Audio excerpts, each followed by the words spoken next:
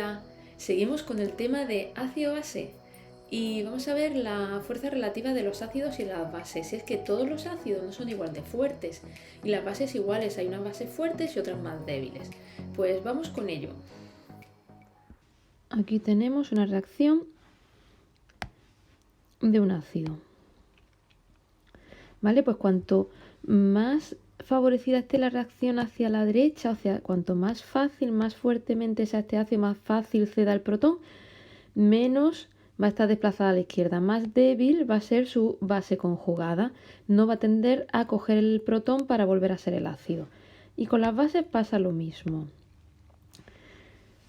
Cuanto más desplazado esté hacia la derecha, hacia la formación de iones, pues más fácil va a aceptar el protón y va a ser más fuerte esta base, pero entonces la reacción hacia la izquierda, la reacción inversa, no va a estar favorecida, ¿vale? Y el ácido conjugado va a tener poca tendencia a ceder el protón. Es decir, base fuerte tiene ácido conjugado débiles. Esto de un ácido fuerte, una base fuerte, pues el concepto de fuerza o de debilidad es un concepto relativo. ¿Vale? ¿Por qué? Porque depende de con quién estén enfrentados, con quién. O sea, si un ácido es fuerte, tiene que tener a alguien enfrente que también quiera aceptarlo, el protón. ¿Vale?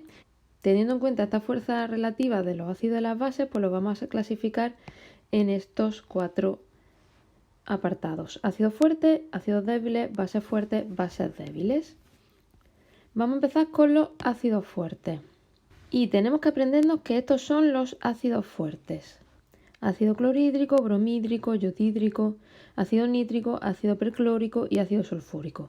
Y siempre que nos dé uno de estos ácidos que son fuertes, tenemos que tener en cuenta que están totalmente disociados. Y por lo tanto no vamos a escribir el equilibrio, vamos a escribir una única flecha hacia la derecha. ¿Vale? Y entonces el pH se calcula directamente con la formulita. El pH va a ser el menos logaritmo de la concentración de los iones hidronio. Repetimos los ácidos fuertes, escribimos solo una flecha hacia la derecha, no están en equilibrio y están totalmente disociados. Los ácidos débiles, pues cambia la cosa, porque están parcialmente disociados. Tenemos que escribir su reacción en equilibrio.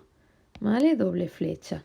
Y vamos a trabajar con la constante de acidez, que recordamos que no aparece el agua en la constante de acidez. ¿Vale? Aparecen solo los iones y el ácido. Y entonces, cuanto más grande sea esta constante de acidez, más desplazado va a estar el equilibrio hacia la derecha, hacia los iones, mayor va a ser el grado de disociación, la concentración de hidronios y menor el pH, ¿vale? Porque acordaros que los ácidos tenían pH por debajo de 7. Hay un tipo de ácidos que son los ácidos polipróticos, que significa que tienen varios protones para ceder. Por ejemplo, pues estos que tenemos aquí. Vamos a ver el ejemplo del ácido fosfórico. El ácido fosfórico cede un protón y se queda como dihidrógeno fosfato. El dihidrógeno fosfato cede otro y se queda como hidrógeno fosfato. Y el hidrógeno fosfato cede el último y se queda como fosfato. Cada una de estas reacciones pues tiene su constante de acidez, la primera, la segunda y la tercera. Y fijaros que la primera es 10 elevado a menos 3, esta es 10 elevado a menos 8 y 10 elevado a menos 13 la última, el tercer protón. La constante de acidez primera es mucho mayor que las demás, ¿vale? Entonces, para calcular el pH vamos a aproximarlo a la concentración de los hidronios de la primera disociación, ¿vale? Que es mucho mayor que las otras. También tenemos que tener en cuenta este ejemplo que hemos visto antes, el ácido fosfórico, pues que estas sustancias intermedias, el dihidrógeno fosfato y el hidrógeno fosfato, son sustancias anfóteras que ya las habíamos definido antes, ¿vale? Y fijaros que el dihidrógeno fosfato, por ejemplo, aquí actúa como base, puesto que acepta un protón del hidronio y se convierte en su ácido conjugado el ácido fosfórico. Y aquí el dihidrógeno fosfato actúa como ácido porque está cediendo un protón, ¿vale? O sea, es una sustancia anfótera porque aquí actúa como base y aquí actúa como ácido. Bueno, esta parte es muy importante porque nos va a facilitar mucho los ejercicios. Y es que cuando la constante de acidez sea muy pequeña, menos que 10 elevado a menos 3, ¿vale? Significa que los moles disociados van a ser mucho menor que los moles iniciales y entonces vamos a hacer esta aproximación y que nos va a facilitar mucho a la hora de hacer los problemas, ¿vale? Que significa que es que entonces el grado de disociación es mucho menor que 1, es decir, va a ser menor que 0,05, ¿vale? Recordamos, cuando la constante de acidez sea menor que 10 elevado a menos 3, podemos hacer esta aproximación para los problemas. Bueno, vamos a hacer estos 3 ejercicios que tenemos aquí. Vamos a pasar ahora a las bases. Las bases fuertes va a pasar igual que con los ácidos, están totalmente disociados, es decir, solo se escribe la flecha hacia la derecha, no hay equilibrio, y tenemos que aprendernos que las bases fuertes pues son todos estos ejemplos que tenemos aquí, que son los hidróxidos del grupo 1 y grupo 2, ¿vale? Y repetimos, no se escribe equilibrio, se hace solamente la disociación. Se escribe simplemente la flecha hacia la derecha. Y el pH pues lo vamos a calcular también con la fórmula. El pOH es el menos logaritmo de la concentración de los iones hidroxilos y con la formulita calculamos el pH. Las bases débiles pues son bases que van a estar parcialmente disociadas.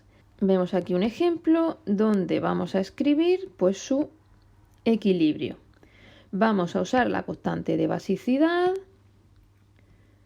su formulita, y cuanto más grande sea esa K sub B, esa constante de basicidad, pues el equilibrio va a estar más desplazado hacia la derecha, mayor va a ser su grado de disociación, entonces mayor va a ser la concentración de los iones hidroxilos y mayor va a ser su pH, ¿vale? Porque acordaros que las bases tenían pHs por encima de 7.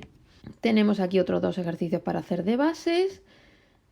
Cuando tengamos un ácido débil, pues su base conjugada también va a ser débil, ¿vale? Lo mismo que cuando tenemos una base débil, pues su ácido conjugado también es débil. Es importante también que tengamos en cuenta pues que si tenemos un ácido fuerte, su base conjugada va a ser débil. O si tenemos una base fuerte, su ácido conjugado correspondiente también va a ser débil. La K sub A y la K sub B pues tienen una relación que ahora vamos a ver, ¿no? Pero lo importante es que si tenemos un ácido fuerte que tiene una K sub A alta, pues su K sub B va a ser menor. Vamos a ver estos ejemplos que tenemos aquí. Bueno, esto fijaros que es una doble flecha.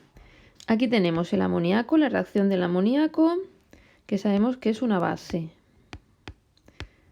La base acepta protones, pero se convierte en el amonio y el ion amonio puede ceder, actúa como ácido. Entonces el amoníaco, que es una base, va a trabajar con su constante de basicidad y el amonio, que hemos dicho que es un ácido, tendrá su constante de acidez. Escribimos sus expresiones y ahora las multiplicamos. Multiplicamos constante de acidez por constante de basicidad. Fijaros que simplificando se me queda solamente la concentración de los iones hidronio y la concentración de los iones hidroxilo. ¿Qué significa? Que K sub A por K sub B es el producto iónico del agua y con esta formulita vamos a trabajar mucho en los problemas. Bueno, pues con esto terminamos esta parte del tema. Vamos a hacer muchos ejercicios. Seguimos.